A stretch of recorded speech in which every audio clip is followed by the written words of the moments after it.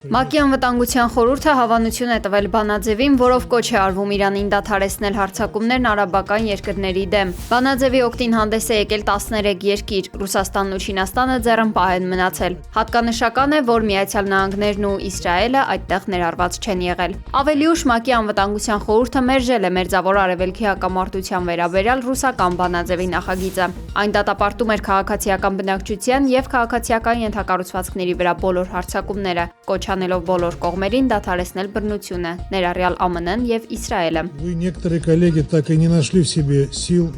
Նախագծի ընդունմանը աջակցել են 4 երկիր, 9 մնացել ձեռնպահ։ ՄԱԿ-ում Ռուսաստանի մշտական ներկայացուցիչ Վասիլի Նեբենզյան քվեարկության արդյունքներով հայտարարել է, որ փաստաթուղթը ձեռնտու չէր տարածաշրջանում հակամարտության իրական հրահրողներին։ Խայտառակություն և աբսուրդի թատրոն, այսպես է նա մեկնաբանել Մերձավոր Արևելքում հակամարտության կարգավորման վերաբերյալ ռուսական բանաձևի քվեարկության արդյունքները։